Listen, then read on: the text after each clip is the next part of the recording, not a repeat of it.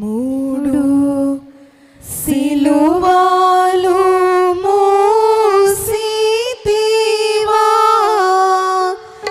నాకై, మూడు సిలువలు మోసితివా, మూడు సిలువలు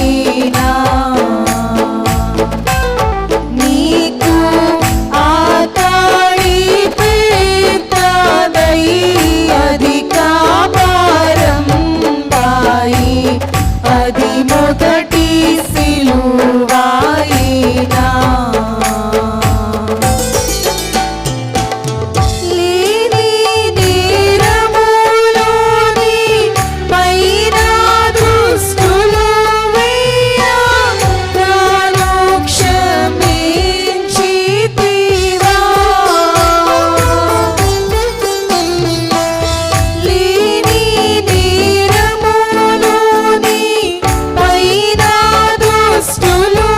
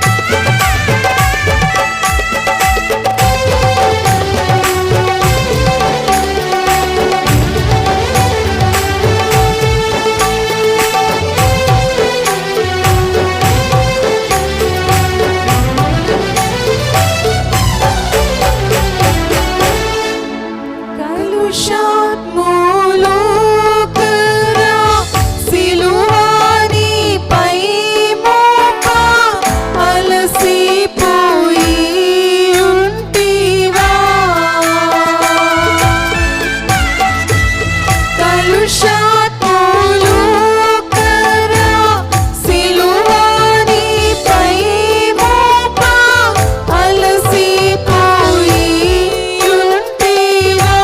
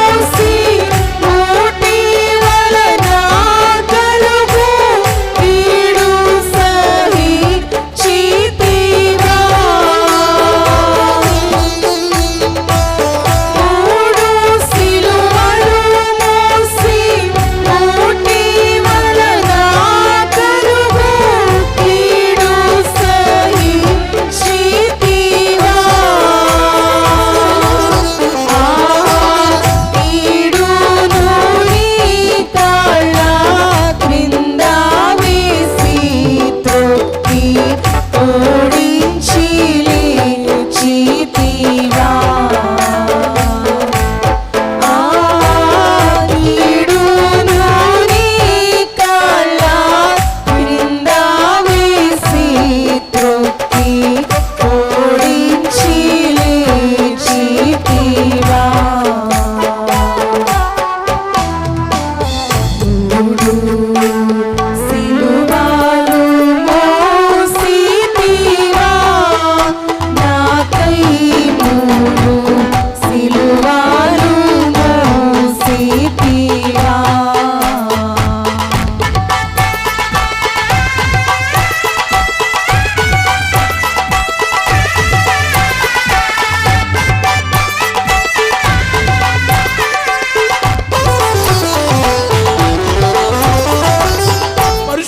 గ్రంథమైనటువంటి బైబిల్లో ఒక అధ్యాయము చాలా సందేహాన్ని కలిగించే అధ్యాయముగా ఉంటుంది. ఎవరైనా కానీ వింటుంటే భయక్రాంతులవుతారు, చాలా నలిగిపోతారు. ఆ అధ్యాయాన్ని ఏంటిలా జరిగింది, దేవునికి ఇట్లా కాదే, మరి దేవుడు ఎందుకు ఇలాగ అడిగారు అనేటట్లుగా ఉంటుంది. అదేమిటంటే ఆదికాండము 22వ అధ్యాయము 1వ వచనము నుండి చదువుకుందాం. ఆ సంగతులు జరిగిన తరువాత దేవుడు అబ్రహామును పరిశోధించెను. ఎట్లనగా ఆయన అబ్రహామా అని పిలువగా అతడు చిత్తము ప్రభువా నెను. అప్పుడు ఆయన నీకు ఒక్కడయ్యున్న నీ కుమారుని అనగా నీవు ప్రేమించు ఇస్సాకును తీసుకొని మోరియా దేశమునకు వెళ్ళి అక్కడ నేను నీతో చెప్పబోవు పర్వతములలో ఒక దాని మీద దహన బలిగా అతని నర్పించుమని చెప్పాను.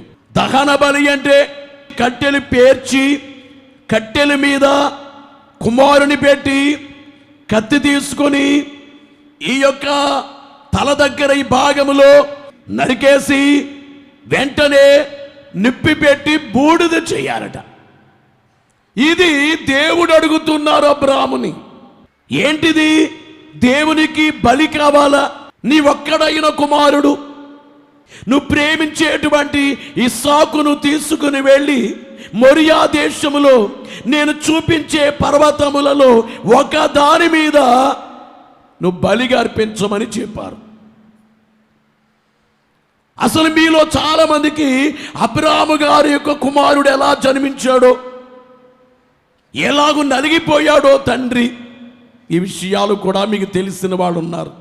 ఆదికాండములో 14వ అధ్యాయము 14వ వచనములో అబ్రాహాము తన తమ్ముడు చెరపట్టబడినని విని తన ఇంట పుట్టి అల్లబరచబడిన 310 మండుగురిని వెంటబెట్టుకొని, విన్నారా ప్రియులారా?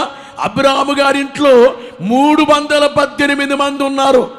అంటే ఓ మాటలో చెప్పాలంటే అబ్రాహాము గారింట్లో పనిచేసే వాళ్ళు 318 మంది. గమనించేటువంటి ఏళ్ళ కాకుండా వీళ్ళ తల్లులు ఉంటారు, వృద్ధులు ఉంటారు. అబ్రాహాము గారంటే బాగా ఐశ్వర్యాన్ని కలిగిన వ్యక్తి, దేవుని చేత ఆశీర్వదించబడిన వాడు. ఇలాంటి ఆయనకి అన్నీ ఉన్నాయి కానీ సంతానము లేదు. అందుకనే గమనించే మాట ఏమిటంటే చెట్టు కింద కూర్చుని విచారముగా చూస్తూ ఉంటాడు. వెంటనే దేవుడు వస్తారు, అబ్రాహాముతో మాట్లాడతారు.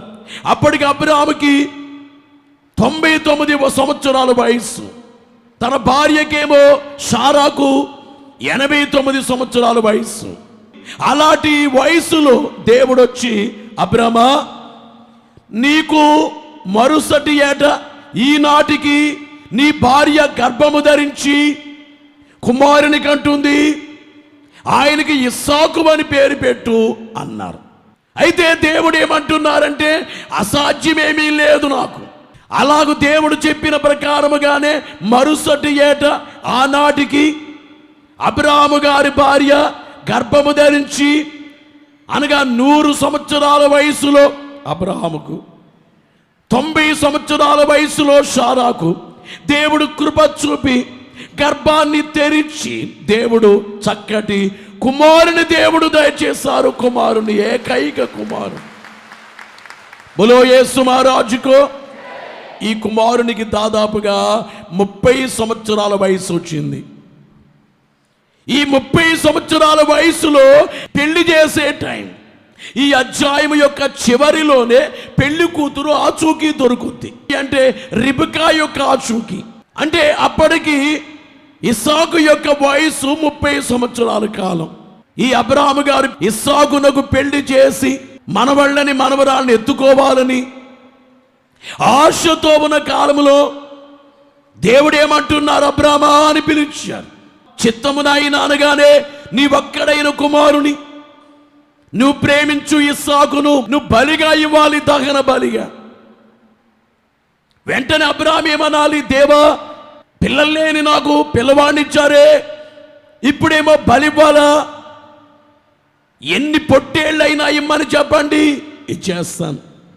ఎన్ని మేకలైనా ఇస్తాను, ఎన్ని గొర్రెలైనా ఇస్తాను, ఎన్ని పావురాలైనా ఇస్తాను, ఏ జీవిని అడిగిన ఇస్తాను. కానీ ఇక్కడ నేను ఎట్టి పరిస్థితుల్లో కుమారుని ఇవ్వలేను అనాలి.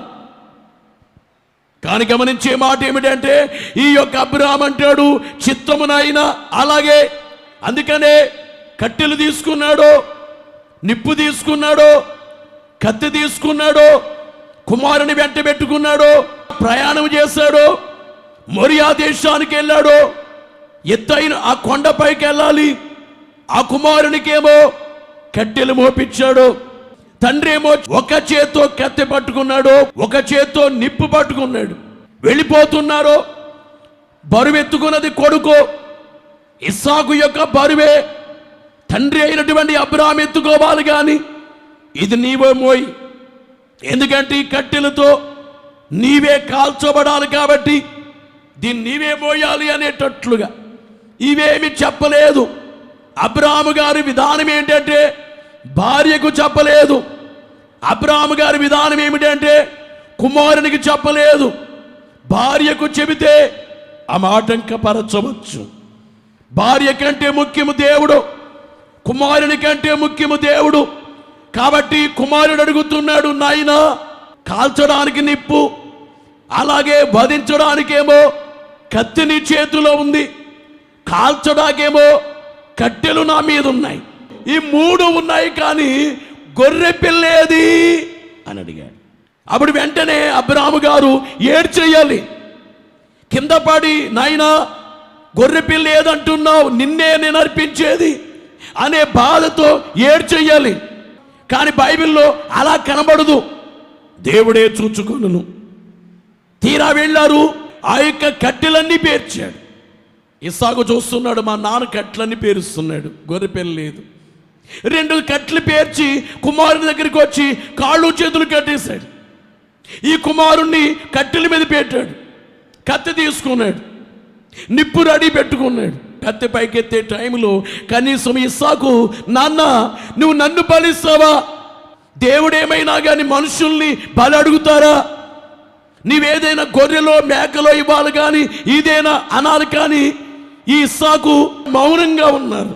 కత్తి పైకెత్తిన టైంలో దేవుడు మాట్లాడుతున్నారు, అబ్రామా ఆగో, నీ కుమారుని బలివద్దు, ఆగో అని చెప్పి దేవుడు ఆపు చేశారు.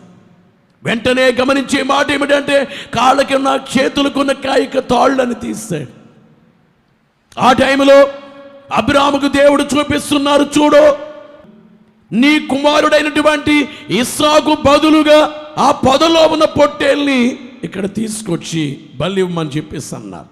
ఇది ఈ ఆదికాండం 22వ అధ్యాయములో జరిగిన కార్యం. అబ్రాహాము గారు ఏమీ మాట్లాడలేదు, ఇస్సాకు మాట్లాడలేదు. అసలు అబ్రాహాము గారు ఎందుకు కన్న కుమారుణ్ణే బలి ఇవ్వడానికి సిద్ధపడిపోయాడు? ఎందుకు? కుమారుని మీద ప్రేమ లేదా? ప్రేమ లేదు అంటాకేమో ప్రేమించు ఇస్సాకుని అన్నారు దేవుడే. ప్రేమ లేదు అంటాకి వీల్లేదు. ఎందుకు అబ్రాహాము గారు మాట్లాడలేదు అంటే అబ్రాహాము గారి విశ్వాసం ఏంటంటే హెబ్రీ పత్రికలో 11వ అధ్యాయములో 17వ వచనము నుండి చూస్తే అబ్రహాము శోధింపబడి విశ్వాసమును బట్టి ఇస్సాకును బలిగా అర్పించెను. ఎవడు ఆ వాగ్దానములను సంతోషముతో అంగీకరించును ఇస్సాకు వలనైనది నీ సంతానం అనబడును. ఎవనితో చెప్పబడినో ఆ అబ్రహాము మృతులను సహితము లేపుటకు, ఇలా వినాలి ప్రియులారా, మృతులను సహితము లేపుటకు దేవుడు శక్తిమంతుడను ఎంచిన వాడై తన ఏక కుమారుని అర్పించి ఉపమాన రూపముగా అతనిని మృతులలో నుండి మరలా పొందెను. బోలో యేసు మహారాజుకో. ఈ వచనములో చూస్తే మృతులను సహితము లేపుటకు దేవుడు శక్తిమంతుడని ఎంచిన వాడై, వేలాది మందిగా ఈ షాల్లో ఉన్న వారులారా, అబ్రాహాము గారట వారుకున్న విశ్వాసం ఏమిటంటే చనిపోయిన వ్యక్తిని లేపడానికి దేవునికి శక్తి ఉందని, బూడిదల్లో నుండే నా కుమారుణ్ణి పైకి లేపగలరని విశ్వాసం కలిగిన వాడు. బోలో యేసు మహారాజుకో. ఈవేళ మీ అందరిని అడుగుతున్నాను, నీ విశ్వాసం ఎంతవరకు ఉంది? నీకు అసలు విశ్వాసం ఉందా? నీవేమనుకుంటావు? ప్రార్థన చేస్తే ఏమి జరగకపోతే దేవుని శక్తిని అనుమానిస్తావు, దేవుడు ఇవ్వలేరంటావు. దేవునికి అసాధ్యమైనదేమీ లేదు. నీ రోగాన్ని పోగొట్టడానికి దేవునికి శక్తి ఉంది. నీ భర్తను మార్చాలంటున్నావు, మార్చే శక్తి దేవునికి ఉంది. నీలో సందేహం ఎక్కువ, అనుమానం ఎక్కువ. అన్ని రోగాల కంటే పెద్ద రోగం అనుమానమే, అవిశ్వాసం. నీవు అవిశ్వాసాన్ని తీసేసుకో. అబ్రాహాము గారికి అవిశ్వాసం లేదు. నా కుమారుని బలిచ్చిన తర్వాత నా కుమారుని లేపమని అడిగితే లేపగలిగిన గొప్ప శక్తి కలిగిన దేవుడు, నిన్ను నమ్మిన దేవుడు. బోలో యేసు మహారాజుకు. ఇంతకీ బలిచ్చేది ఇస్సాకును గాని బలి ఇవ్వబడింది పొదలో ఉన్న పొట్టేలు. ఈ అధ్యాయములో సిలువ కార్యము ఇమడ్చబడింది. అధ్యాయములో అంటే రాబోయే కాలంలో యేసుక్రీస్తుగా దేవుడు వచ్చి సిలువ వేయబడే ఆ కార్యము కొరకు ఇక్కడ దేవుడు బలిమ్మని అడిగారు. అంతేగాని దేవునికి మనుషుల బలి లేకపోతే మేకల బలి, పొట్టేళ్ళు బలి దేవుడు కోరుకోరు. బలియు అర్పణ కోరవు నీవు. దేవునికి బలులతో పని లేదు. ప్రియులారా, ఇంతకీ బైబిల్ గ్రంథంలో అబ్రహామేమో తండ్రి అయినటువంటి దేవునికి సాదృశ్యం, ఇస్సాకేమో కుమారుడైనటువంటి యేసుక్రీస్తుకు సాదృశ్యం. మూడోది గమనించేటువంటి మాట ఏమిటంటే కట్టెలేమో పాపమునకు సాదృశ్యం.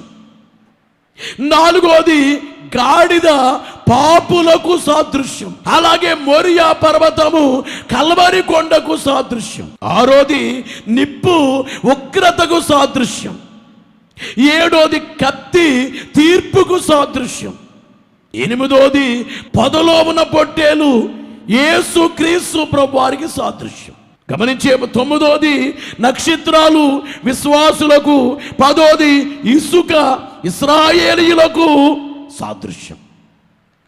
జాగ్రత్తగా వినాలి ప్రియులారా. నీ సంతానాన్ని నక్షత్రాల వలె విస్తరింపజేస్తాను అన్నారు. నక్షత్రాలు ఎలా ఉంటాయో అలాగే గమనించే మాట ఏమిటంటే ప్రపంచమందున్న విశ్వాసులు అట్లా ఉంటారు. అలాగే ఆ చేతిలో ఇసుక పట్టుకుంటే ఎట్లా ఉంటుందో ఇశ్రాయేలీయులు ఈ భూమి మీద వారి జనాంగం విస్తరిస్తుంది. ఇంతకీ గమనించే మాట ఏమిటంటే బలివ్వబడవలసింది ఇస్సాకు, వారి బలిచ్చింది పొదలో ఉన్న పొట్టేలు. విశ్వాసులారా, మీ అందరికి చెప్పే మాట ఏమిటంటే 2000 సంవత్సరముల క్రితము ఒక బలి కార్యము జరిగింది కల్వరి కొండ మీద. ఆ బలి ఏమిటంటే నీకు బదులు, ఇస్సాకునకు బదులు ఏ విధముగానైతే పొట్టేలు అర్పించబడిందో అలాగే గమనించే మాట ఏమిటంటే మన బదులు కల్వరి కొండపై యేసు బలియాగము పొందారు. మన పాపాలు యేసుపై వేసుకున్నారు. గమనించేటువంటి మాట ఏమిటంటే మన రోగాలు ఆయనపై వేసుకున్నారు. పొదలో కొమ్ములు తిరిగిన పొట్టేలో కొమ్ములు అంటే అర్థం ఏంటి? ప్రకటన గ్రంథములో కూడా 5వ అధ్యాయములో ఒక గొర్రె పిల్ల, ఆ గొర్రె పిల్లకు కూడా కొమ్ములు ఉంటాయి. గొర్రె పిల్ల ఏంటి, కొమ్ములేంటి? కానీ ఇక్కడేమో పొట్టేలు అని వ్రాయబడింది. కారణం ఏమిటంటే పొట్టేలు కొమ్ములు ఎలాగైతే బలమైనవో యేసుక్రీస్తు బలమైన వారు. పొదలో కొమ్ములు తిరిగిన పొట్టేలంటే క్రొవ్విన పొట్టేలు అంటే బలమైనది, క్రొవ్వినది అంటే యేసుక్రీస్తు వారు యవన కాలములో బలివ్వబడతారు. యవనస్తుడిగా ఉన్న ప్రభు యవన కాలమందు ఆయన సిలువ వేయబడతారు. పొదలో ఉందో అలాగే గమనించే మాట ఏమిటంటే ఈ లోకమనబడే పొదలో యేసుక్రీస్తు అనబడే పొట్టేలున్నారు, బలివ్వబడ్డారు. అందుకే లోక పాపాలు మోసుకుని పోయే దేవుని గొర్రె పిల్ల. సరే ప్రియులారు, గమనించే మాట ఏమిటంటే ఆ పొదలో ఉన్న పొట్టేలు ఇస్సాకునకు బదులివ్వబడింది. ఈ లోకములో మన బదులుగా యేసు సిలువ వేయబడ్డారు. నా పాపాలు నీ పాపాలు యేసుపై వేసుకున్నారు. నువ్వు కళ్ళంట కన్నీళ్లు కార్చినందు వల్ల దేవునికి మహిమ కాదు, నువ్వు మారితే దేవునికి మహిమ. ప్రతి మనిషి యేసు నమ్మాలి. దేవా, మీరు నా ప్రభువు, మీరు నా పరిపాలకుడు, మృతుల్లోని మిమ్మల్ని తండ్రి అయిన దేవుడు లేపారు, మిమ్మల్ని నమ్ముచున్నాను అని ప్రతి ఒక్క వ్యక్తి బాప్తిస్మాని పొందాలి. నువ్వేనాడు బాప్తిస్మాని పొందుతావో అది దేవునికి మహిమ. ఎందుకంటే నువ్వు పాపములో నుండి బయటకు వచ్చినట్లు.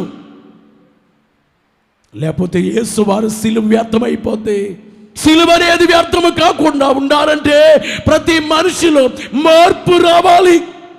కన్నీళ్లతో యేసుక్రీస్తు వారి సాన్నిధ్యములో దేవా నేను పాపినని ఒప్పుకోవాలి. ఆ కార్యము నీకు జరిగిందా?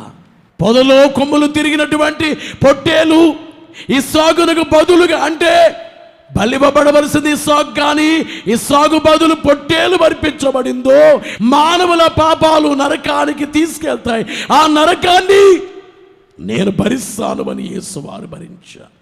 ఈ మోరియా అనబడేటువంటి పర్వతం మీద జరిగినట్లు యేసుక్రీస్తు వారి సిలువ కార్యం కల్వరి కొండపై జరిగింది.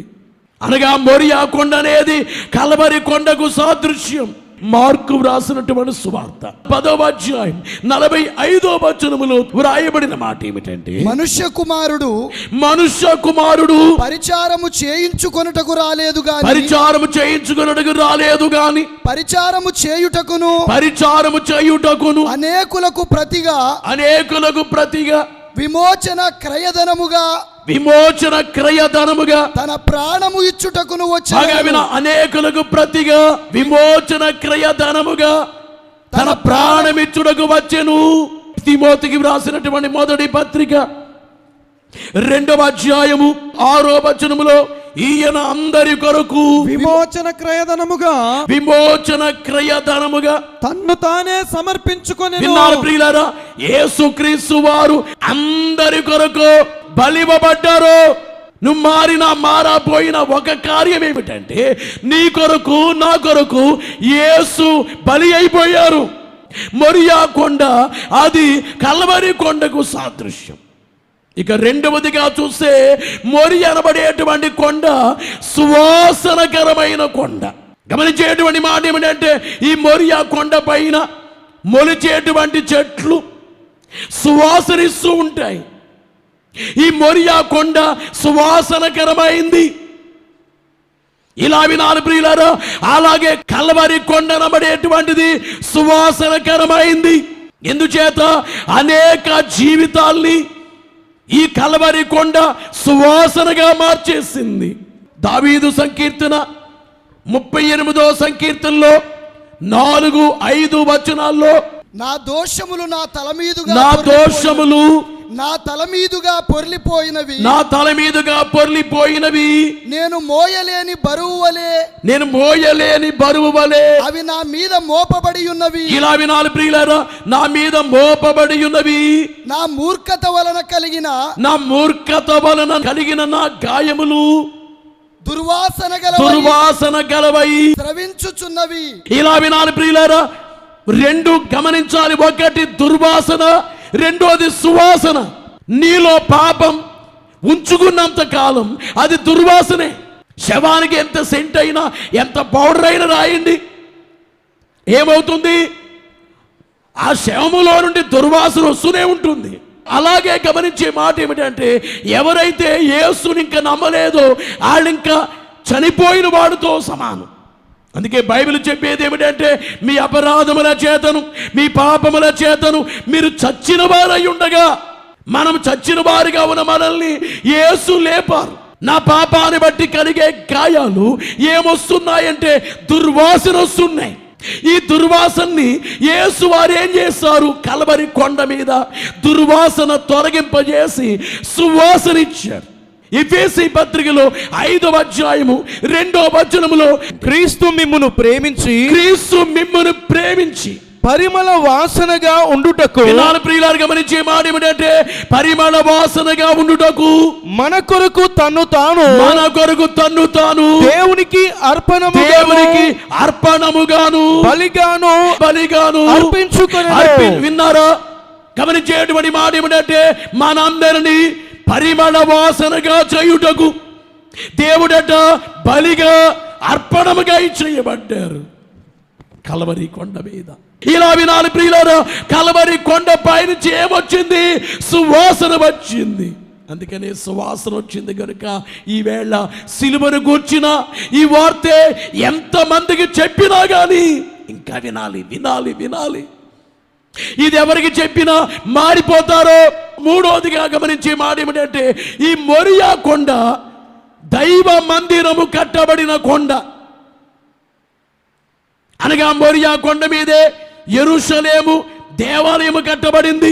దినవృత్తాంతముల 2వ గ్రంథము 3వ అధ్యాయము 1వ వచనములో, తరువాత సొలొమోను యెరూషలేములో తన తండ్రి అయిన దావీదునకు యెహోవా ప్రత్యక్షమైనప్పుడు మోరియా పర్వతమందు దావీదు సిద్ధపరచిన స్థలమున యోబీసీయుడైన ఓర్నాను కళ్ళమందు దావీదు ఏర్పరిచిన స్థలమున యెహోవాకు ఒక మందిరమును కట్టనారంభించిన. బలో యేసు మహారాజుకో. ఈ మోరియా కొండపై యెరూషలేము మందిరము కట్టబడింది సొలొమోను ద్వారా. బైబిల్లో 2 మందిరాలు ఉన్నాయి. ఒకటి మనుషులు కట్టే మందిరం, రెండోది దేవుడు కట్టిన మందిరం.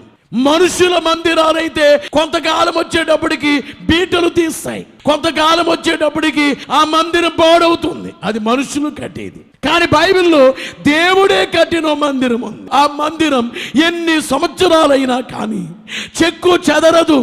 ఆ మందిరాన్ని కల్వరి కొండ ద్వారా, ఓ మాటలో చెప్పాలంటే ఆ కల్వరి కొండ మీద కట్టబడింది మందిరం.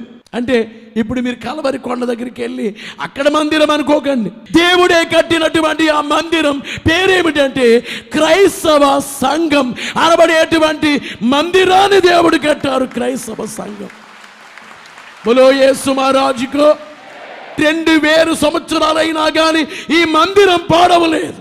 క్రైస్తవ సంఘము పాడవలేదు. కొరింథీ మొదటి పత్రికలో 3వ అధ్యాయం 16వ వచనములో, మీరు దేవుని ఆలయమై ఉన్నారనియు దేవుని ఆత్మ మీలో నివసించుచున్నాడనియు మీరెరుగరా? ఎవడైనను దేవుని ఆలయమును పాడు చేసినడలా దేవుడు వానిని పాడు చేయును.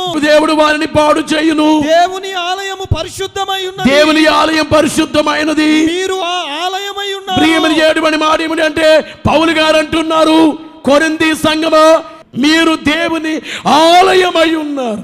ఈవేళ మనందరము ఎక్కడ కట్టబడిన వారమంటే కల్వరి కొండ మీద కట్టబడిన వారమే. క్రైస్తవ సంఘం అనే మందిరం పాడవుతుందా? బీటలు తీస్తుందా? ఎవరెన్ని శ్రమలు పెట్టినా క్రైస్తవ సంఘము ఆగుతా? ఆగది సంఘం. అందుకని ఎలా ఉండాలంటే, యేసు ప్రభువారి కొరకు అవసరమైతే నేను ఎన్ని శ్రమలైనా పడతా, ఎన్ని నిందలైనా భరిస్తాను. ఎవరి కొరకు? యేసు కొరకు. నేను రాయలసీమకు వచ్చేటప్పుడు ఇదే ప్రార్థన చేసుకుని వచ్చాను. తండ్రి, నేను రాయలసీమలో సేవ చేయడానికి సిద్ధం, శ్రమలు పట్టాకి సిద్ధం. మూడోది ఏంటంటే, రాయలసీమలో చనిపోవడానికి సిద్ధం. దేశం కొరకు శ్రమలు పడిన వాళ్ళు, చనిపోయిన వాళ్ళు ధన్యులైతే, సిలువ వేయబడిన యేసు కొరకు శ్రమలు పడితే, యేసు కొరకు చనిపోతే ఇంకెంత ధన్యులు. యేసు కొరకు. బలో యేసు మహారాజుకు. మొరియా కొండ మీద యెరూషలేము మందిరం కట్టబడింది, కానీ కలవరి కొండ మీద అసలు సిసలైన మందిరం కట్టబడింది. ఆ మందిరము కొరకే యేసు ఆకాశ మండలానికి వస్తున్నారు. మొరియా కొండ మీద కట్టబడిన ఆ మందిరములో ఆరాధన జరిగేది. ఈ రోజున క్రైస్తవ సంఘములో ఎప్పుడూ ఆరాధనే. ఈ కలవరి కొండ మీద కట్టబడిన సంఘం. బలో యేసు మహారాజుకు. మోరియా అనబడే పేరుకి అర్థం యెహోవా ఇచ్చినదని అర్థము. అలాగే కలవరి కొండ మీద యేసు క్రీస్తు వారు మన కొరకు అన్ని చేశారు. యేసుని కొన్నదంతా మంది. బలో యేసు మహారాజుకు. అందరూ మోకరించి 2 చేతులు జోడించి దేవుని వైపు చూస్తూ, యేసు క్రీస్తుని సిలువా ఎప్పుడు ధ్యానము చేయు, మాసతోను సోదరా మన దోషము నేడా పాపు ఈ సంతాపమరణ వ్యాసంబుచి సోదరా మన దోషంబునిడా పాపు ఈ సంతాపమరణ వ్యాసంబుచి సోదరా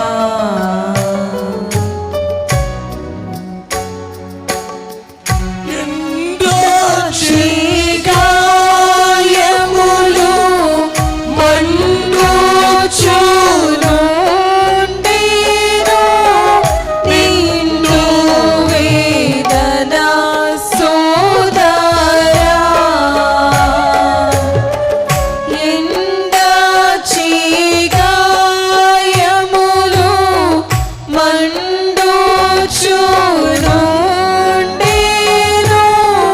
నిండు వేదన సోదరా. గుండె నుండి నీరు కారు చుండి దుఃఖించుచు నుండు వేళలు సోదరా. మోకరించి కళ్ళు మూసుకుని 2 చేతులు జోడించి దేవుని వైపు చూద్దాము. కల్వరిగిరి చేరు మనసా, సిల్వ సరసా,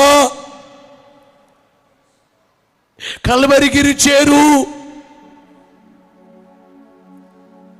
నా మనసా, కల్వరిగిరికి వెళ్ళు. సిలువ పైన చూడు మా దేవి శ్రీకరుండగు యేసు స్వామి. తలను ముండ్ల కిరీటం పదేమి తరచి చూడిమి. సిలువ దరికాకర్షించుము కలుడను ఘోర పాపిని, కలుషములు విడ శక్తి నీయుము. సిలువ ధ్యానమున సిలువ ధ్యానము చేస్తే అపవాది ఓడిపోతాడు. సిలువ ధ్యానము చేస్తే అపవాదికి అపజయం. సిలువ ధ్యానము చేస్తే అపవాది మన పాదముల క్రింద తొక్కబడతాడు. సిలువ ధ్యానము చేస్తే మనకు శక్తి లభిస్తుంది. రక్షించబడుచున్న మనకు దేవుని శక్తి. సిలువను చూచుకొలది శిలలాటి మనస్సు నలిగి కరిగి నీరైపోతి. సిలువను చూచుకొలది శిల సమాన. ధ్యానములో పాడండి. ధ్యానములో మనస్సు సిలువను చూచుకొలది శిల సమానమైన మనస్సు నలిగి కలిగి నీరగుచున్నదిరా. నలిగి కరిగి నీరగుచున్నదిరా.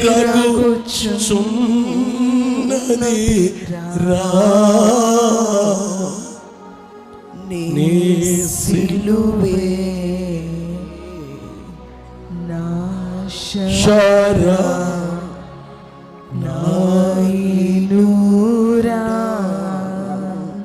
సిలువను వ్రాలి యేసు పలికిన పలుకులందు సిలువను వ్రాలి యేసు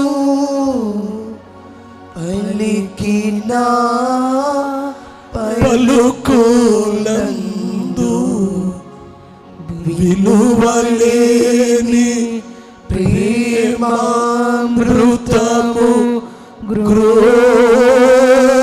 గ్రోలితిరా. విలువలేని ప్రేమామృతము గ్రోలితిరా.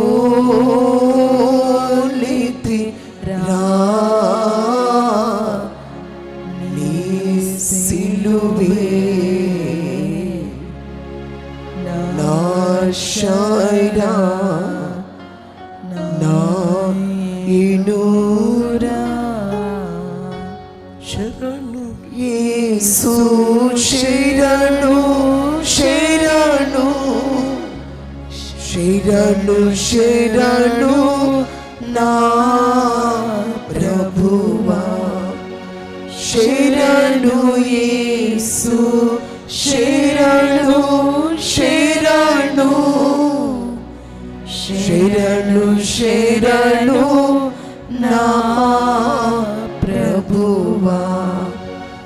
దురిత దూరుడ నీదరి చేరితిరా.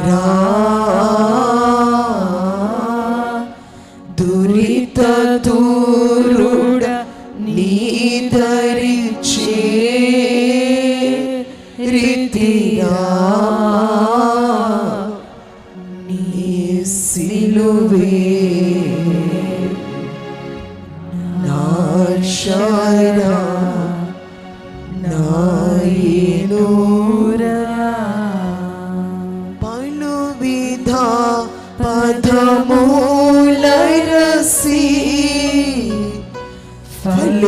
ఫలితమేమి గానాలిక. పలువిధ పదములరసి ఫలితమేమి గానాలిక. సిలువ ఎదుటను నిలచినాడనురా. సిలువ ఎదుటను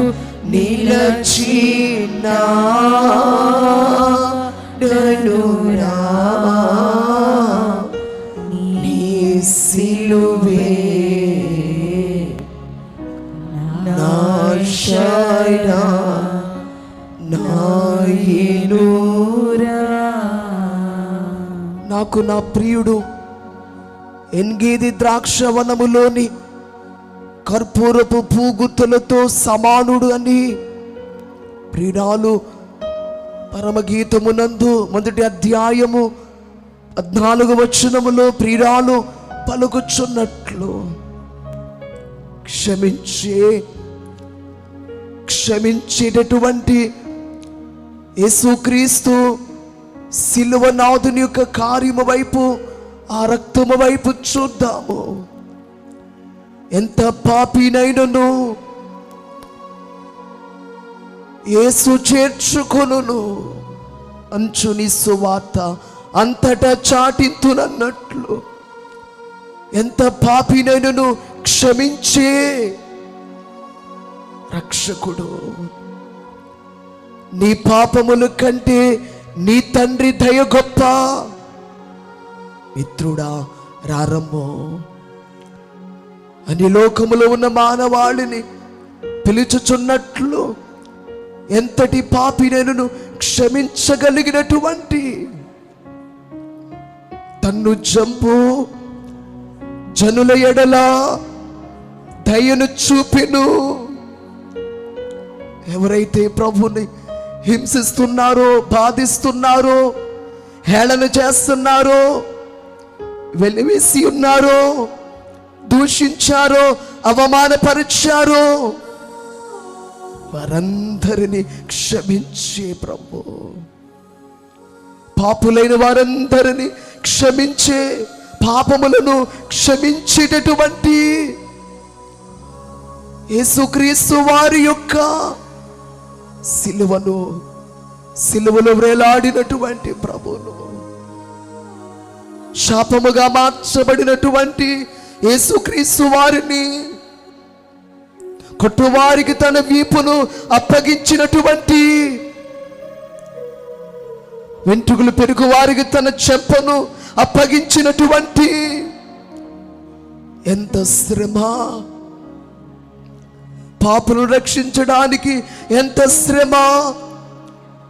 నీ కొరకు నా కొరకు యేసుక్రీస్తు వారు పొంది ఉన్నారు. అట్టి సిలువను కూర్చున్న వార్త నశించుచున్న వారికి వెర్రితనము కానీ, రక్షింపబడుచున్న మనకు దేవుని శక్తి అని వ్రాయబడినట్లు యేసుక్రీస్తు ప్రభువారి యొక్క కొరింథీయులకు వ్రాసిన 1వ పత్రిక 1వ అధ్యాయము 18వ వచనములో వ్రాయబడినట్లు ఆ సిలువ యొక్క శక్తిని మనకు అనుగ్రహించు. ఇట్టి భాగ్యమును ఇచ్చినటువంటి దేవుని వైపు చూస్తూ యేసుక్రీస్తు ప్రభువారు ఏమై ఉన్నారో క్షమించగలిగినటువంటి దేవుడు, శిక్షించేవారు కాదు. మన పాపములను జ్ఞాపకము చేసుకొనరు అని ప్రతి ఆదివారం విశ్వాస ప్రమాణములు ఆ కార్యాన్ని గూర్చి మనము ఎరిగిన వారమే. దేవుడు క్షమించుచున్నారు, శిక్షించుడికి ఇష్టపడరు, మన పాపములను జ్ఞాపకము చేసుకొనరు.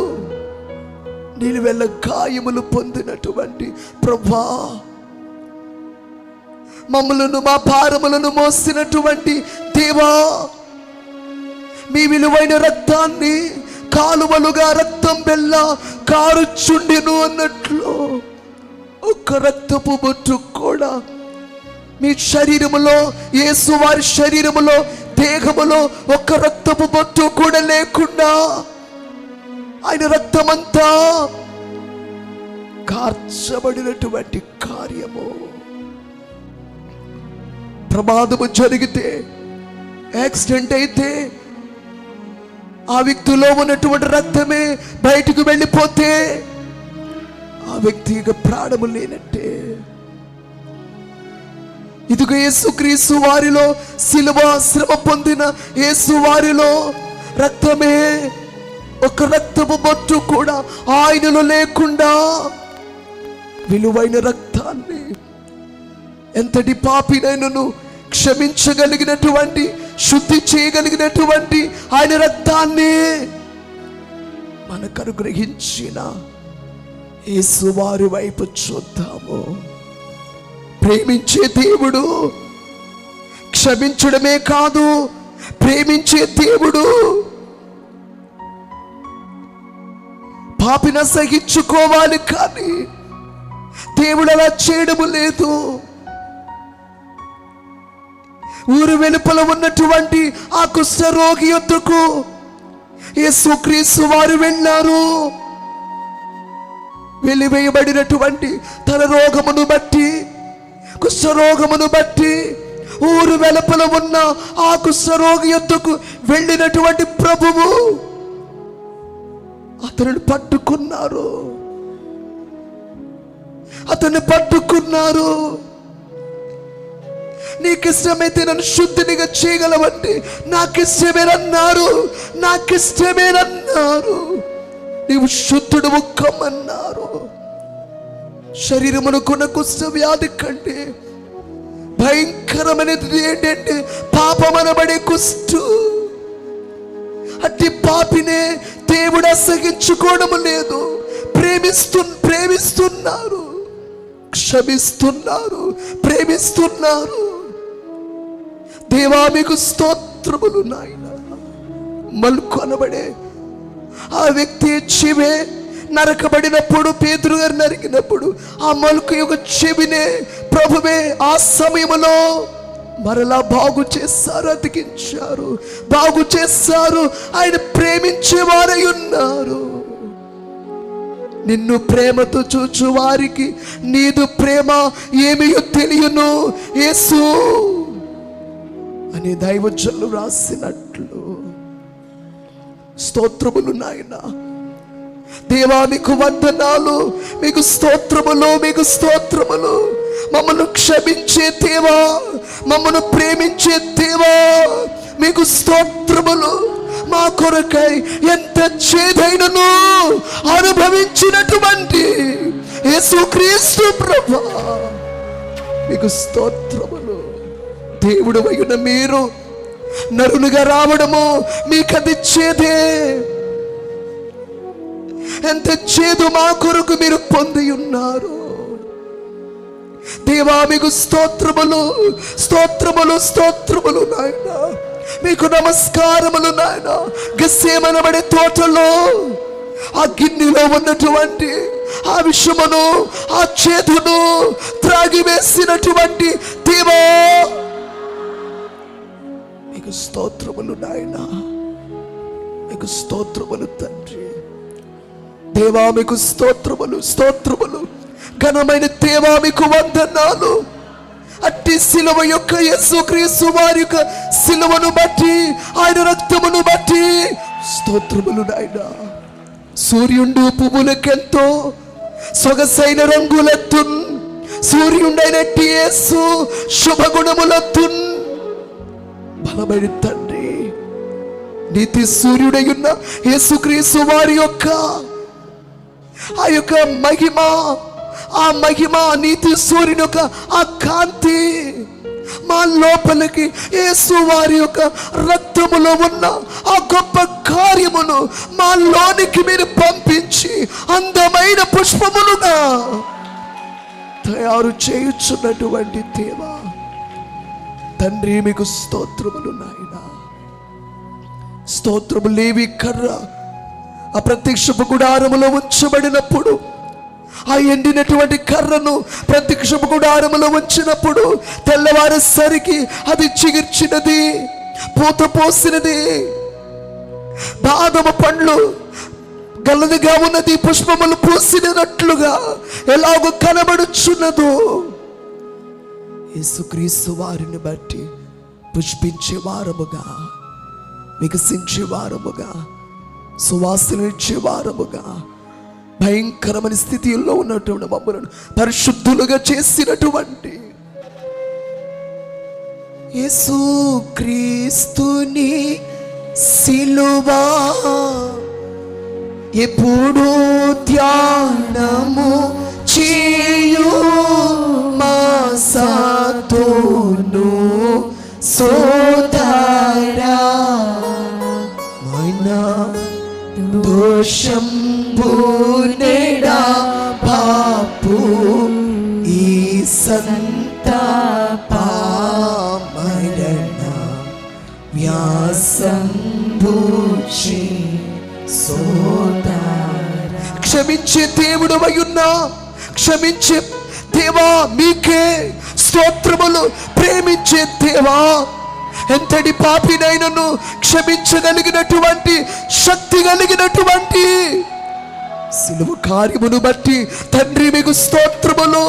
ప్రేమించే దేవా దేవుడు లోకమును ఎంతో ప్రేమించెను అని వాక్యమును బట్టి ప్రేమ స్వరూపివై ఉన్న దేవా మీరు మమ్మల్ని ప్రేమించుచున్న దేవా మీ మహిమను మీ రాజ్యమును మీ సింహాసనమును కిరీటములను మీ మహిమను మీ సహవాసమును మరల ఇచ్చి అంతటి ప్రేమ చూపించుచున్న బలమైన దేవా మీకే స్తుతులు.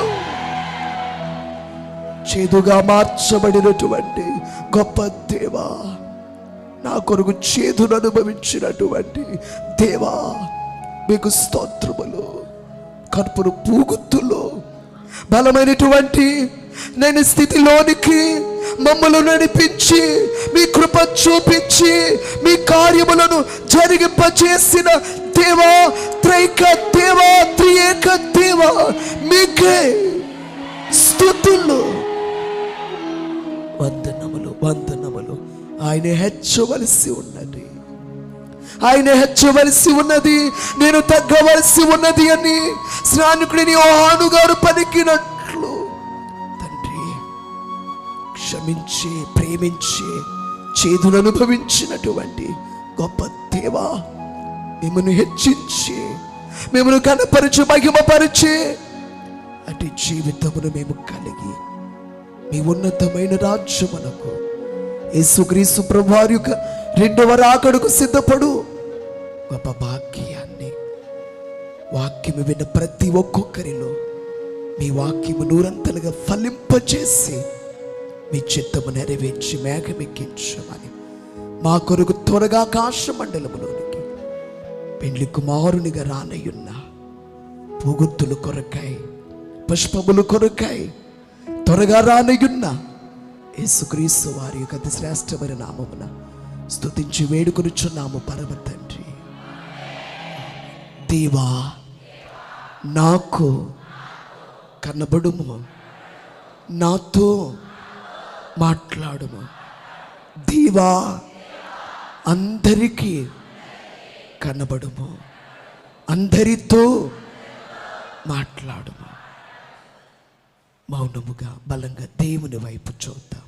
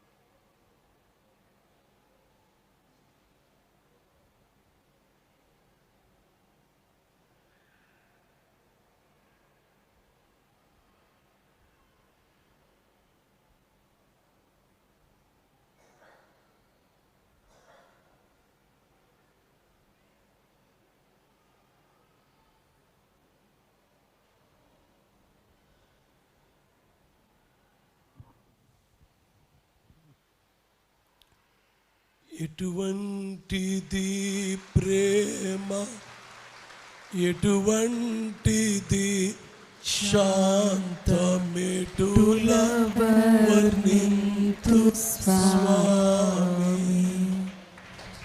ఎటువంటిది ప్రేమ, ఎటువంటిది శాంతమెటుల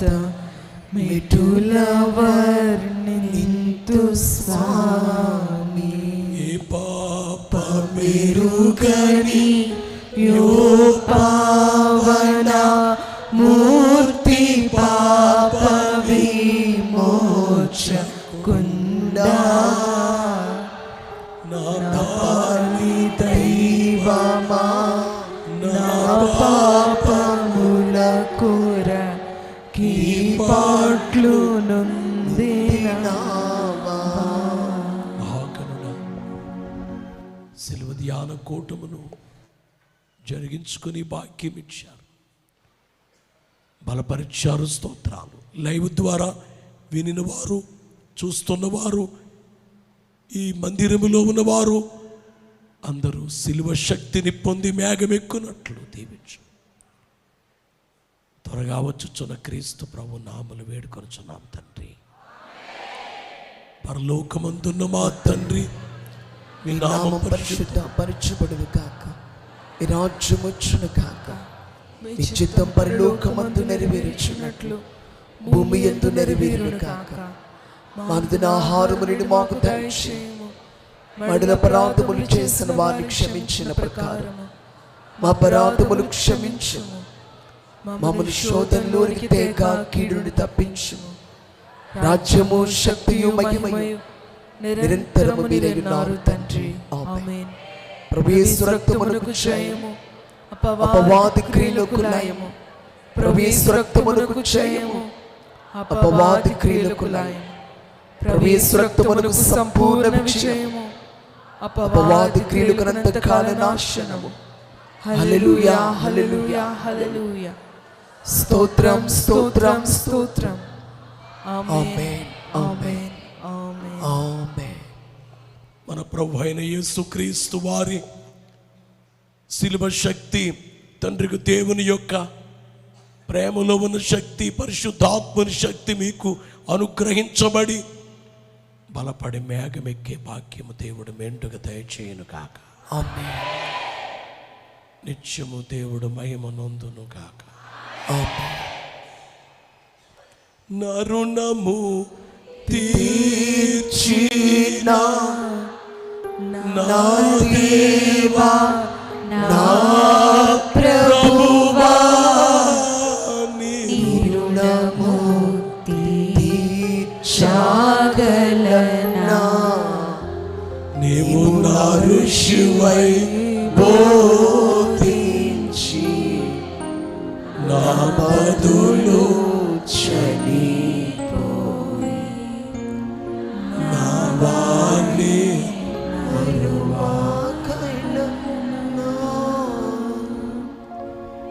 నీవు నా ఋషివై బోధించి నా బదులు చనిపోయి నా వాణి మరువగలనా.